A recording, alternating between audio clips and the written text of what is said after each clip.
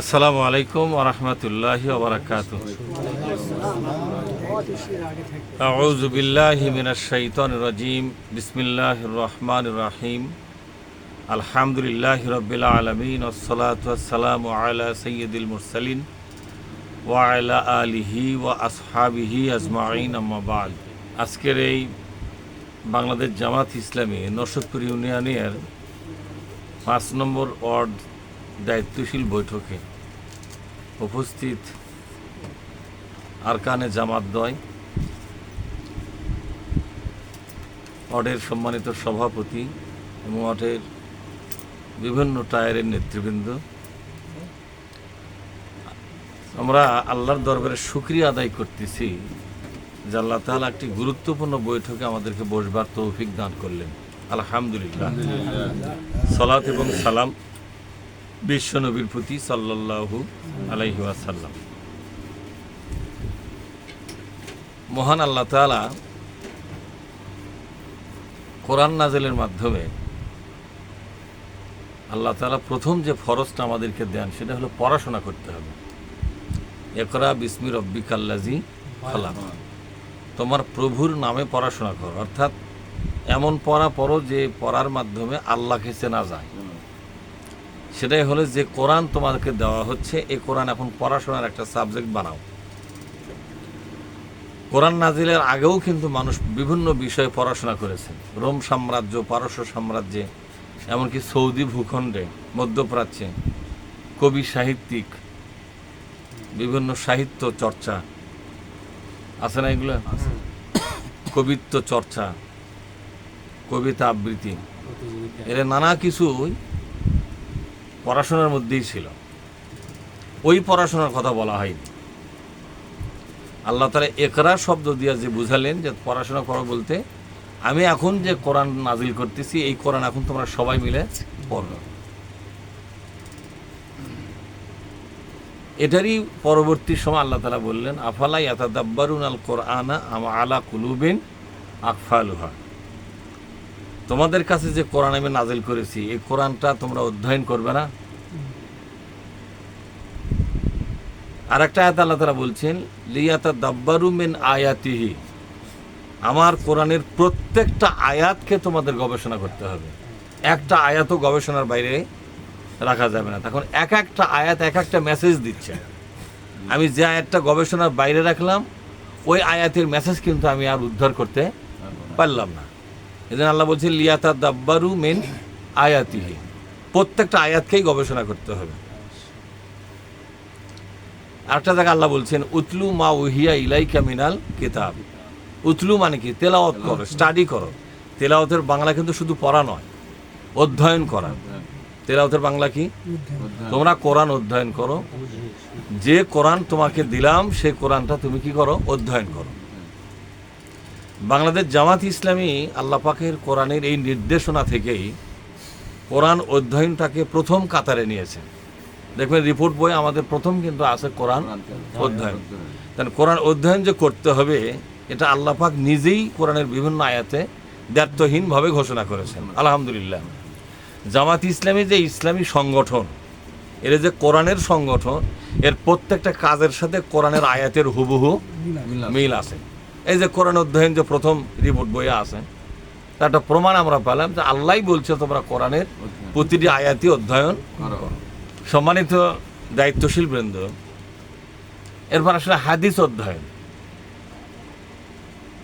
কি অধ্যয়ন আসলে? হাদিস অধ্যয়ন। যেমন আল্লাহ রাসূল বলছেন তারাকতু ফিকুম আমরাইনি কিতাব আল্লাহি ওয়া সুন্নতি, তোমাদের কাছে আমি দুটো জিনিস রেখে গেলাম। একটা হলো কোরআন, আল্লাহর নাজিল করা কিতাব, আর একটা হলো আমার সুন্নাহ। সুন্নাহ মানে আমার বক্তৃতা, আমার বিবৃতি, আমার আমুল আখলাক, আমার জীবন কোন কোন পথে আমি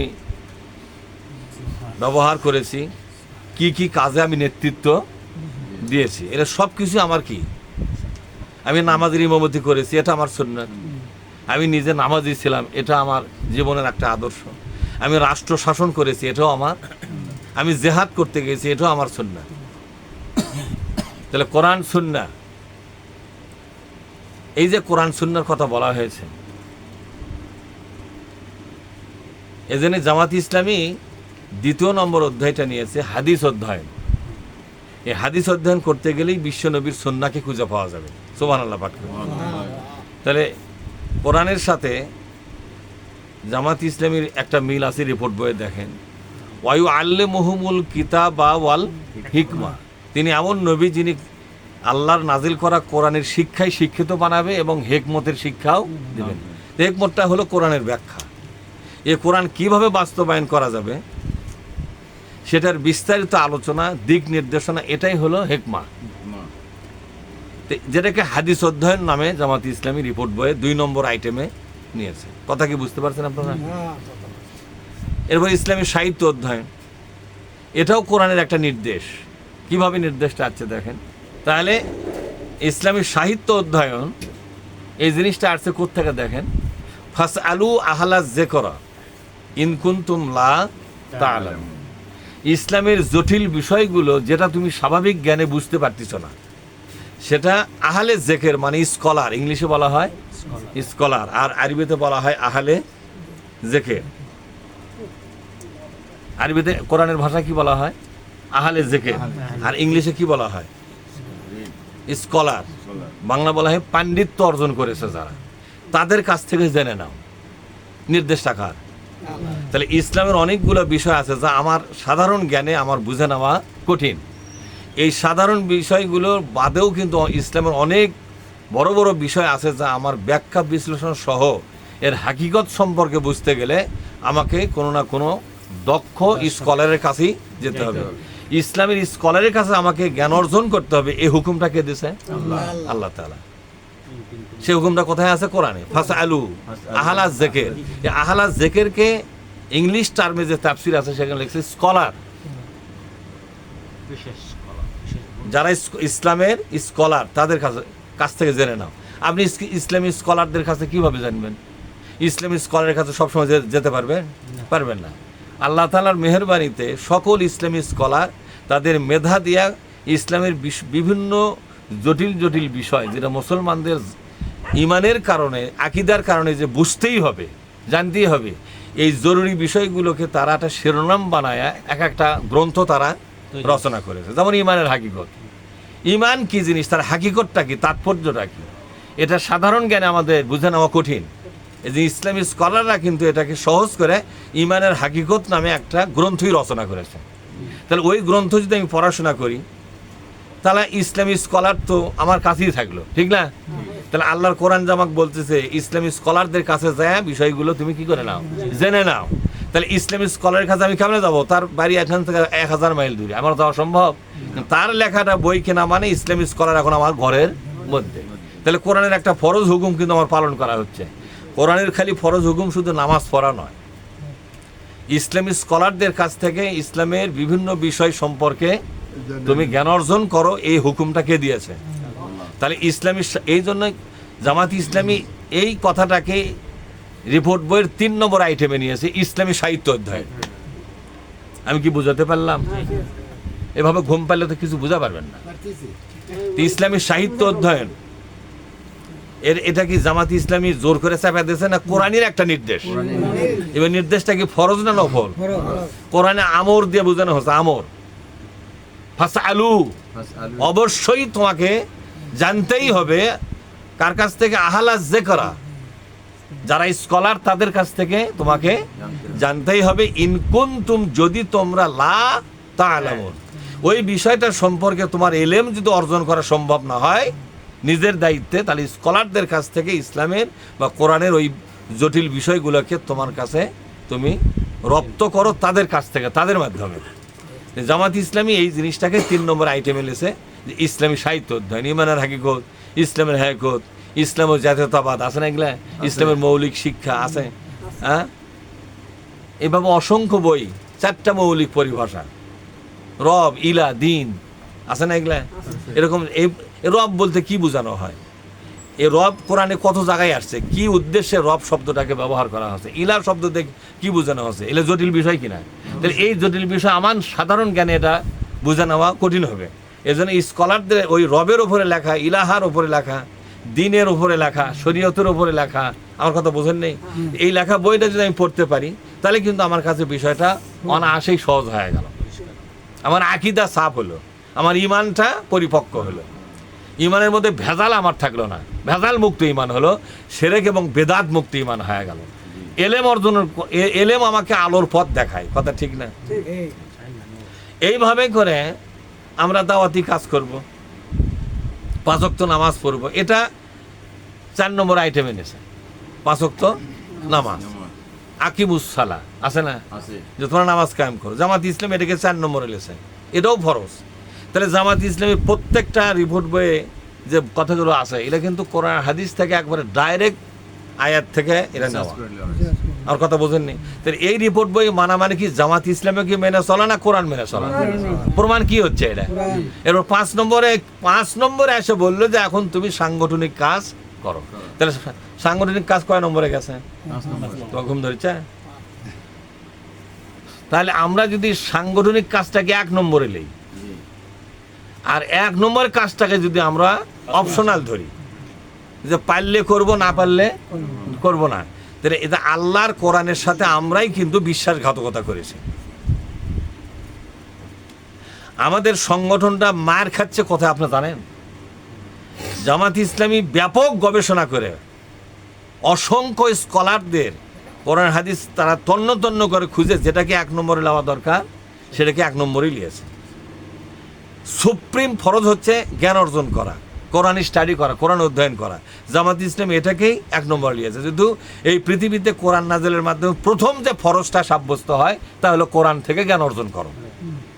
তাহলে কোরআন অধ্যয়ন, কোরআনের তাফসির, কোরআনের বৈঠক এগুলো প্রথম নম্বরে থাকবে না 5 নম্বরে যাবে? তাহলে সাংগঠনিক কাজ এটা কয় নম্বরতে শুরু হবে? 5 নম্বর। কিন্তু 5 নম্বরকে আমরা কয় নম্বর দিয়েছি? যার কারণে সংগঠনের বরকত আল্লাহ তুলে নিয়েছেন। আমার কথা বোঝেন নেই? আমরা কোরআনকে পিছনে দিছি। আল্লাহ তাআলা সূরা ফুরকানে বলছে, ওয়াকাল আর-রাসূল ইয়া রাব্বি ইন্না কাওমিত্তাখাযু হাযাল কুরআনা মাহজুরা। রব্বুল আলামিন সেই উম্মতের বিরুদ্ধে আমার মামলা যে উম্মতরা তোমার নাজিল করা কোরআনটাকে পিছনে রেখে অন্য বিষয়টাকে সামনে নিয়ে গেছে। কোরআনটাকেই সামনে নেওয়ার কথা সর্বপ্রথম, সেটাকে পিছনে নিয়ে গেছে, মানে অনেকগুলোর পিছনে ফালাছে কোরআন।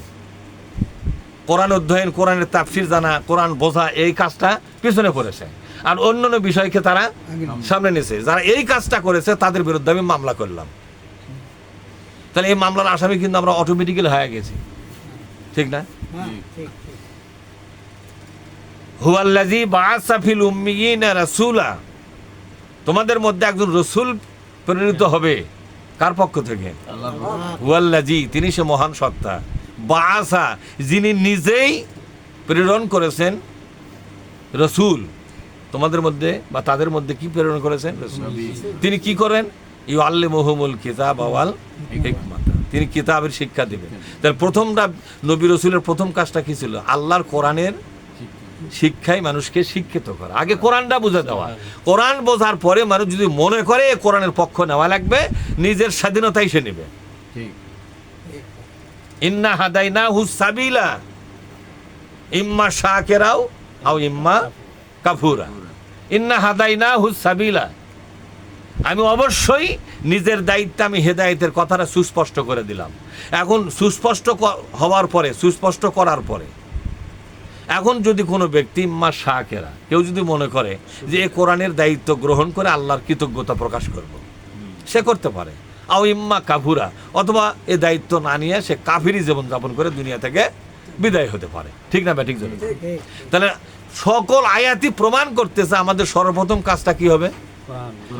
বিশ্বনবী এই কাজটা সাংগঠনিকভাবে করেছেন। কিভাবে করেছেন? সাংগঠনিকভাবে করেছেন। কোরআন অধ্যয়ন, যত মানুষ তার কাছে আসছে তাদেরকে কোরআনের মজলিসে বসাছেন। আপনারা শোনেননি? তাহলে কাফের বেঈমান পর্যন্ত এই কোরআন কিন্তু তারা শুনতো। তার মানে কোরআনের মজলিসটাই বিশ্বনবীর নিয়মিত ছিল। সুবহানাল্লাহ পাঠ করেন। জামাত ইসলামী কোরআন অধ্যয়নটাকে রিপোর্টের 1 নম্বর এই কারণে নিয়েছে। এরপর দাওয়াতি টার্গেট সাক্ষাৎ, এর দলিল কোথায়? আমরা যে মানুষকে দাওয়াত দেবো তার দলিল আছে না? সেটা কি বলছে? উদউ ইলা সাবিলি রব্বিকা বিল হিকমা ওয়াল মাউইজাতিল হাসানা। মানুষকে দাওয়াত দাও, মানুষকে কি করো?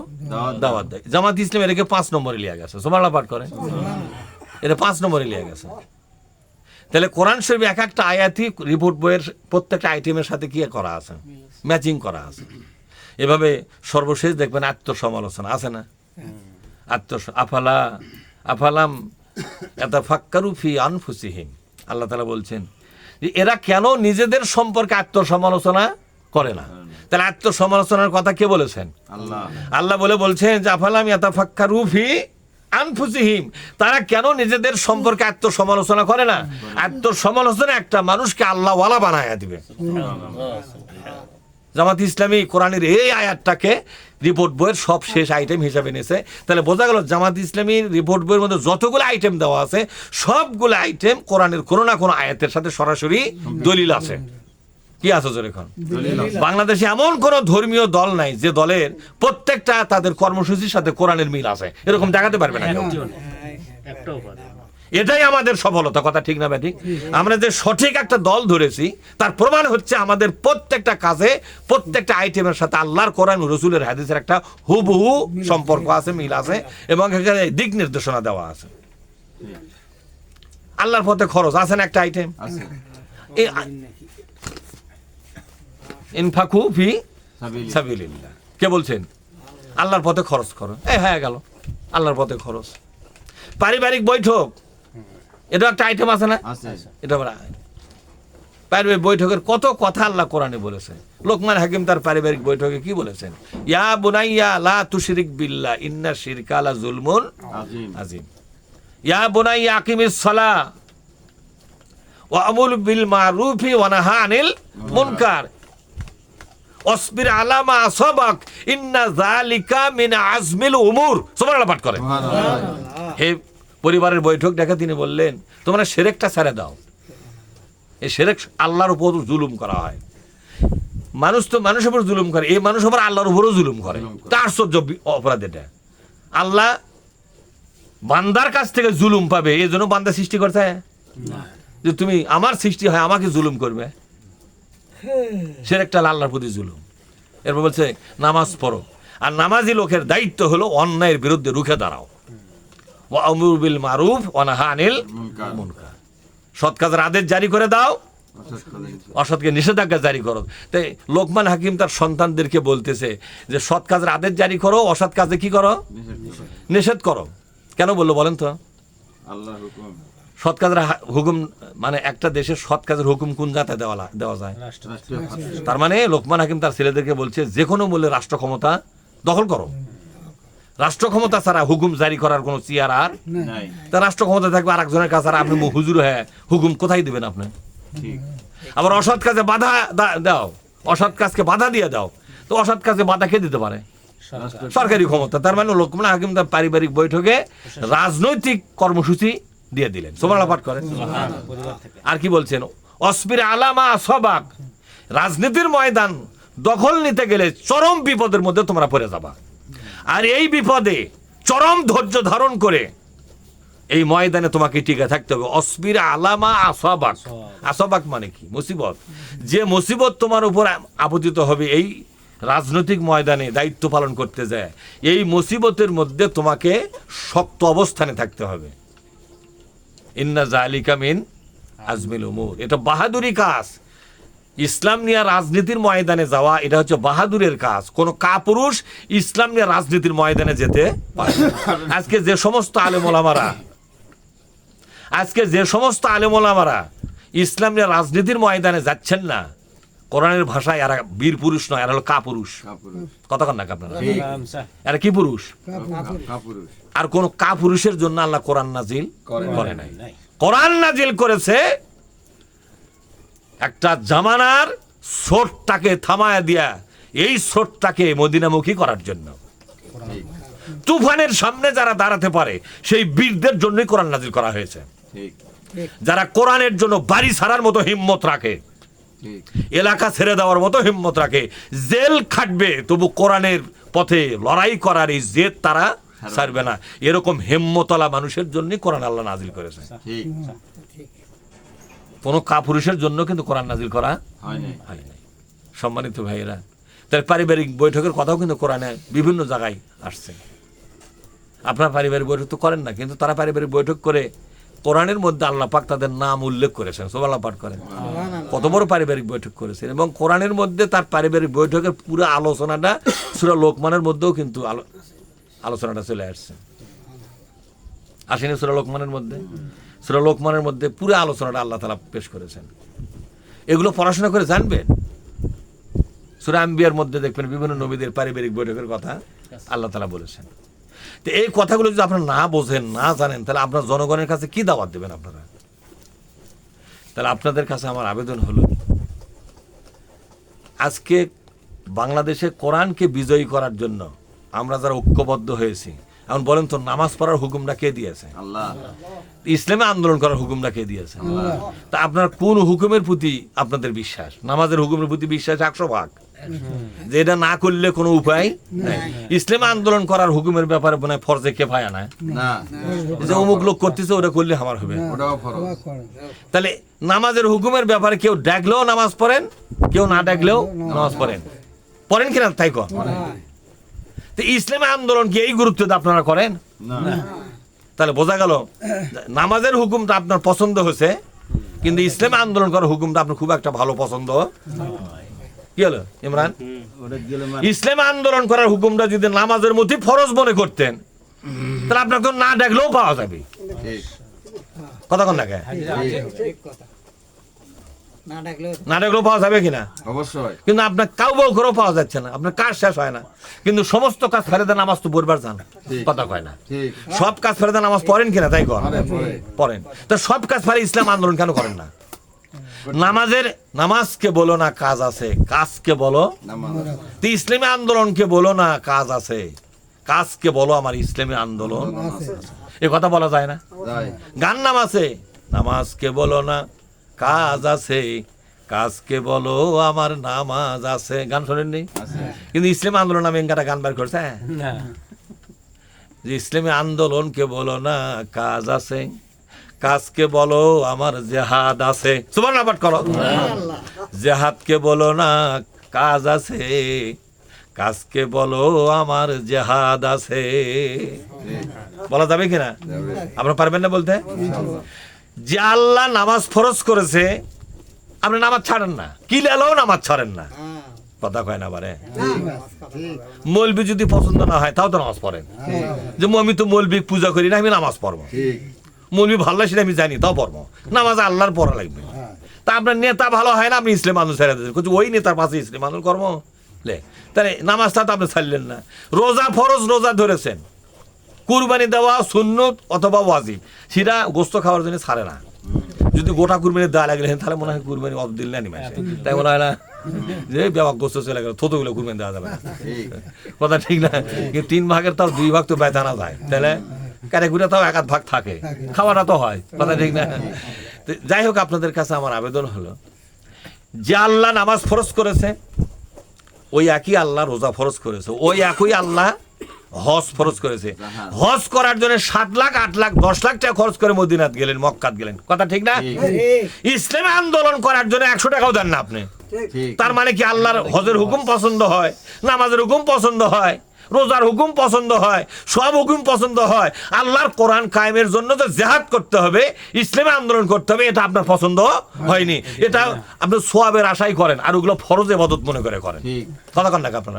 ইসলামে আন্দোলন করলে না সোয়াব হবে, তাই করি। যখন পারি করি, যখন না পারি না করি। নামাজের বেলায় করবেন তো, নামাজ পড়লে সোয়াব হয়, পারলে করি, না পারলে না করি। এনকা করলে কোনো মৌলবি যদি এই কাম করে, মৌলবি কেউ মধ্যে দিবে যে কি মৌলবি রে? হ্যাঁ, নামাজ পারলে বলে পরে, না পারে না পরে, এই শালা মৌলবি না চোর রে। কথা ঠিক না ভাই? ইসলামী আন্দোলন যারা করে না, তা কি করবে মানুষে? একটা আলেম যদি নামাজ না পড়ে, সে আলেম কি তাকে কেউ পছন্দ করবে? এই ইমরান উত্তর দাও। একটা আলেম যদি ফরজ ইবাদত নামাজ না পড়ে, সে আলেমকে মানুষ কি করবে? ও আলেম করবে না ভণ্ড করবে? কেন ভণ্ড করবে? যে একটা নামাজ হলো ফরজ ইবাদত, সেটা সে করে না, এই শালা কি বলবি? সে ভণ্ড বলবি। কথা ঠিক না? যে আলেম ইসলামী আন্দোলন করবে না, সে আলেম কি আলেম? কথা বলে এখন আর কথা বলছে না। এই আলেম কি আলেম? এই তো আর একজন মরে ভণ্ড। আল্লাহ কি বলছেন দেখেন, ভণ্ড তো ভণ্ডই। ইল্লা তানফিরু, বলেন ইল্লা তানফিরু। সাহাবাদেরকে লক্ষ্য করে আল্লাহর হুমকি দিলেন। এই কাশোনা সাহাবাদের লক্ষ্য করে কি দিলেন? হুমকি দিলেন। হুমকিটা কি? এই আয়াতটা কিন্তু আমাদের জন্য নয়, নাজিল হয়েছিল কার জন্য? সাহাবারা দুই ভাগ হলে, এক ভাগ করছে দৌড় ইবাদত বন্দেগী ঠিক মতো কর্ম বলে জিহাদ করবে আর যাওয়া যাবে না। আর এক দল হলো কিসের? আল্লাহ যে আল্লাহ নামাজ পড়বে করছে, ওই একই আল্লাহ আবার জিহাদ করবে করছে, তা আমরা জিহাদ করবো না কে? তো যাবো জিহাদ, সাহাবারা ওই বুদ্ধি ধরছে জিহাদ বাদ দেওয়া সব ইবাদত কর্ম, তাদের জন্য আয়াতটা নাজিল হলো ইল্লা তানফিরু, তোমরা সব ইবাদত করার পরেও যদি জিহাদে না বের হও, কোথায় না বের হও? তোমাদের সব ইবাদত ঠিক আছে, কিন্তু শুধু একটা জিহাদ যদি না থাকে, তাহলে জেনে রাখো ইউআযযিবকুম আযাবান আলিমা, তোমাদেরকে জাহান্নামের শাস্তি দেওয়া হবে। তাহলে সাহাবাদেরকে আল্লাহ বলছেন কোথায় ঢুকাবে? কথা কয় না পারে। তো সাহাবাদের ইবাদত, সাহাবাদের একদিনের ইবাদত সারা জীবন ইবাদত করে সমান করে পারবেন? একদিনকে সাহাবাদের ইবাদতের সমান করে পারবেন আপনারা? তাদেরকে হুমকি দেওয়া হচ্ছে শুধু জিহাদে অলসতা করার কারণে। তা আপনাদেরকে আল্লাহ ছেড়ে দেবে? তা আপনারা জিহাদ করতেছেন না, দেখলেও আসতেছেন না, বগরি টানা মারতেছেন। সেই জন্য ভাইরা, জামাত ইসলামী এটা একটা সংগঠন, এদেশের মুসলমানদেরকে জাহান্নাম থেকে আমরা বাঁচাবার জন্য আল্লাহর দেওয়া ফর্মুলাগুলোই জানাই। জামাত ইসলামের কোনো বক্তব্য নিজস্ব নয়, সব বক্তব্য আল্লাহর কোরআনের, সব বক্তব্য বিশ্বনবীর হাদিসে। আল্লাহ রাসূল কি বলছেন একটা হাদিসে, পরেই শেষ করি। মাম্মাতা, বলেন হাদিসটা, মাম্মাতা ওয়ালাম ইয়াকজু ওয়ালাম ইউহাদ্দিস ফামাতা আলা শুবাতিন মিনান নিফাক, রাওয়াহু তিরমিজি ওয়া ইবনে মাজাহ। আল্লাহ রাসূল বলছেন যে কোন ব্যক্তি মারা গেল কিন্তু জিহাদ করলো না, কি করলো না? ওয়ালাম ইউহাদ্দিস, জিহাদ করার সিদ্ধান্ত পর্যন্ত নিল না, ফামাতা আলা শুবাতিন মিনান নিফাক, তার মৃত্যু হবে মুনাফিক অবস্থায়। সে ওয়াইন সামা ওয়া সাল্লা ওয়া জামা আন্নাহু মুসলিম, সে যতই নামাজি হোক, যতই রোজাদার হোক, যতই পাকা মুসলমান হোক, কি হোক? ওয়া জামা আন্নাহু মুসলিম, যতই পাকা মুসলমান হোক, তবু তাকে মুনাফিক অবস্থায় তাকে মৃত্যু দেওয়া হবে। তাহলে আপনারা কি করবেন কোন তো? ইসলাম আন্দোলন জোরে করবেন না করবেন না? কথা কন না, করবেন না করবেন না? সুতরাং নামাজকে বলতেছেন যে আমার কাজ যতই থাক তবু আমি কি করব? নামাজ পড়বো। ইসলাম আন্দোলনকে আপনারা বলতে পারবেন না যতই আমার কাজ থাক আমি ইসলাম আন্দোলন করব। মহাবিশ্বের মালিক আল্লাহ তাআলা আমাদের সকলকেই এই কথাগুলোকে উপলব্ধি করবার তৌফিক দিন, কোন আল্লাহুম্মা আমিন। আসসালামু আলাইকুম ওয়া রাহমাতুল্লাহ।